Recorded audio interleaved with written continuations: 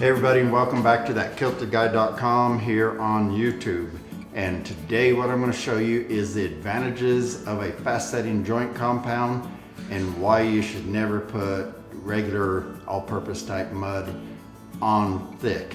And we're going to do that with this little setup I've made here. I've actually already started it because I kind of had to the way this video works out. But we're going to come back after this and explain more about what the advantages are.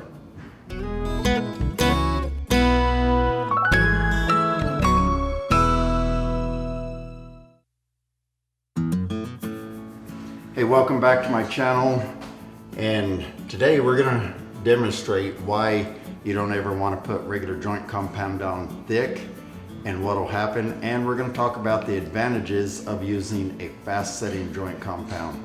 Now before I go into that, I want to mention that if you guys need some more information, want to check out our website, there's a link here on the screen at thatkiltedguy.com. We now have all kinds of information on, we've got articles, printouts of some of these videos, all kinds of helpful information. We've got an online store where I recommend the kind of tools you're going to need for certain jobs such as finishing, repairs, hanging, and we're going to be adding to that all the time. Plus we got a t-shirt store, and this isn't one of them. I just didn't have my t-shirt with me today, but they're like these here on the screen. So check out our website and see what you think about it, and be sure and sign up for our free guides. We got two of them on there. One is how to choose a contractor and all the things you need to look for, and the other is common mistakes that can ruin your drywall job. But today what we're going to do is talk about the advantages of a fast setting joint compound. And in a minute I'm going to go ahead and coat this side with the regular all-purpose +3 mud. These are 1/2 inch pieces of plywood I put on here, so it's going to be a 1/2 inch thick. I'm going to try and get it as flat as I can with my mud knives. It's not going to be 100% flat, but it's going to be really close. And what we're going to show is some of the advantages and disadvantages of both. So let's start with the disadvantages of regular joint compound. Number one is it has to air dry. So if you're in a hurry, you're trying to do a patch or repair, things like that, or pre-fill, it needs to dry. If it doesn't dry completely and you coat over it again, it's just going to shrink even more. So it has to, each coat will shrink a certain amount, and you have to let it dry and let that shrinkage happen. And the other thing is that it really has to dry properly in order for all the coats to work. You just don't want to be putting wet over wet over wet. It doesn't work well with this. And then if you try and put it on thick, let's say you shouldn't normally have to put mud on this thick, but let's just say you have somewhere where you feel like you need to. And once in a while it does happen, and there's not much you can do about it. So if you got to put it on thick, if you put regular mud on thick, it's going to dry from the outside in. So once that outside starts drying, it kind of forms like a barrier to the inner part. And this 1/2 inch thick, I'm going to predict, I'm on a job that I'll be done with tomorrow. I can tell you it won't be dry by tomorrow, so I'm going to take this to my shop and watch it dry. I'll finish up the video when it's pretty dry. I don't know if it'll ever dry completely. I'm going to give it a week, and that's about it. I think in 4 or 5 days, it's still going to be soft underneath. Plus, it's going to crack like mad. So it doesn't have good strength, and it shrinks a lot, and it takes forever to dry. So that's one disadvantage. The advantage of regular joint compound is, number one, it's cheaper. It's a lot cheaper than hot mud. Number two, it's way easier to work with. Hot mud is a pain to work with. And number three, it sands a whole lot better. And if I think of another one, I'll throw it up on the screen here. But the disadvantage to hot mud is when it dries rock hard. Now if you see on the package here it says easy sand, that's really misleading, because trust me, it is not easy sanding at all. Disadvantage is you have to mix it up from a powder each time. So that means a lot more work to put into it. It's messier to do it that way. And then because it's a setting mud, this one's going to set up in 20 minutes. That means in 20 minutes from the time I mix it up, it's going to start hardening and not really be usable. and in about 25 minutes it'll be totally unusable and it'll be hardening like mad on your tools, and if you haven't cleaned it up, you're gonna have to scrub it off with something like a green scrubber pad. So it can be a real bear to clean up. That limited time can also get you, because if you don't plan it right, if you mix too much mud, suddenly it starts setting up in your pan or in your bucket, and it's just a nightmare to try and clean this stuff off at that point. The other disadvantage is cost. You get far less per dollar out of this. A bag of this costs about as much as a box of mud, but you get a lot less. I'd say about 2/3 as much out of a bag. So the cost is a fair amount higher, and you waste more, because once it starts setting up, if you haven't used it all, you have to throw it away. So you're gonna waste more. The other disadvantage is it feels worse. This often feels to me like I'm spreading thick marshmallow cream or something sticky, doesn't have a smooth feel to it. And then as you mix it up, it may start out feeling really good in your pan, and 5-10 minutes down the road it starts thickening in your pan. It's not hardening yet, it just starts getting thicker and feels worse and worse, and just not real fun to work with. But the advantage is, in 20 minutes after putting this on, it's already starting to thicken a little bit.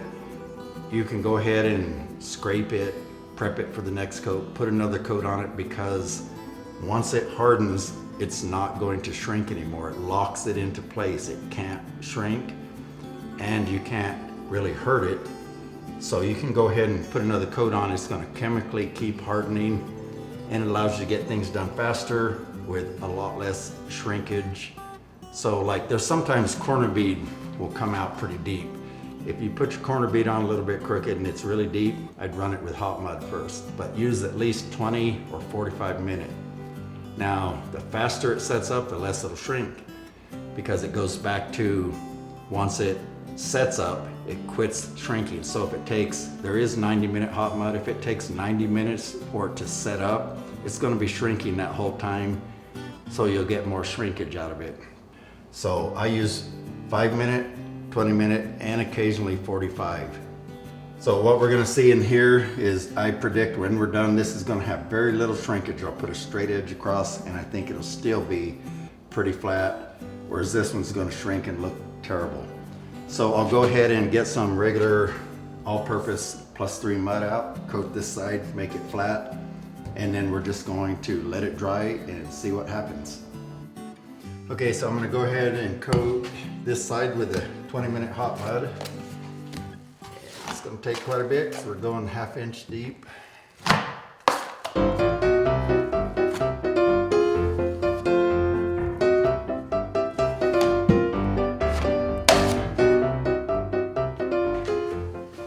Okay, that side is coated, and it's really hard to get it perfectly flat, because when you use a knife like this, it's going to ride on that surface and bend into it. So I had to stand my knife up as straight as I could, which got it almost perfectly level.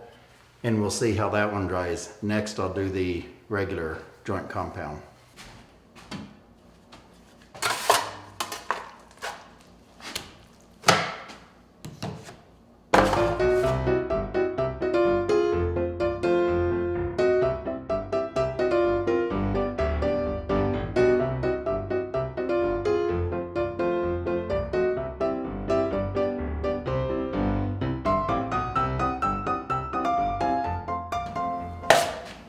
Okay, I've got that on there about as flat as I can get it. There's some little tiny voids. We're not really worried about that. We're worried about the level and how it looks. So I'm gonna take a picture of these two right now, so we can compare what they look like when I put it on here, and then what they look like when they're dry. And we'll come back to you as soon as all this has dried up and shoot the rest of the video and show you the results. Okay, just a little update. Both of these have been sitting here about 45 minutes. Notice how much whiter the fast setting one is. It's already drying decently because of the chemical drying nature of it. And notice, totally firm, You can scratch it, it's soft, but it's firm. It's still wet, but it's drying quicker. And over to the regular all-purpose mud, you notice that it hasn't changed a bit. Same as when I put it on.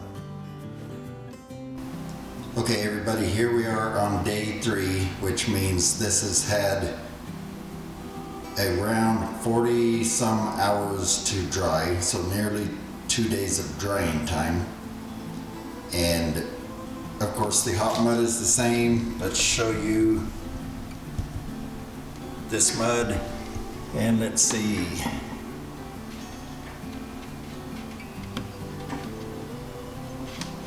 You can see it's still pretty soft. It's still cracking. That's actually still wet right under the surface. So we'll come back and check it again. Just doesn't dry right. And that's the advantage to hot mud. It's now completely dry.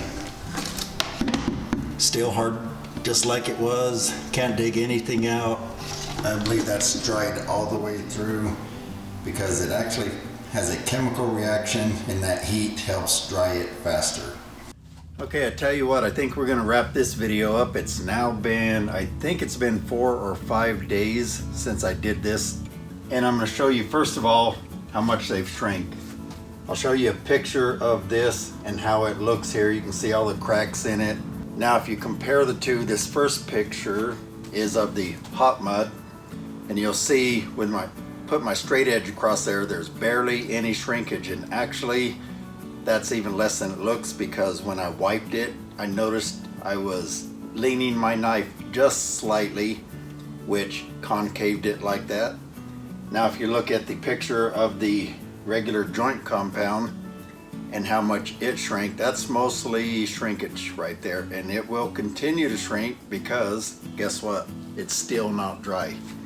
That's why you cannot put regular joint compound on heavy like this. If you're going to put it on heavy, use this if you really have to.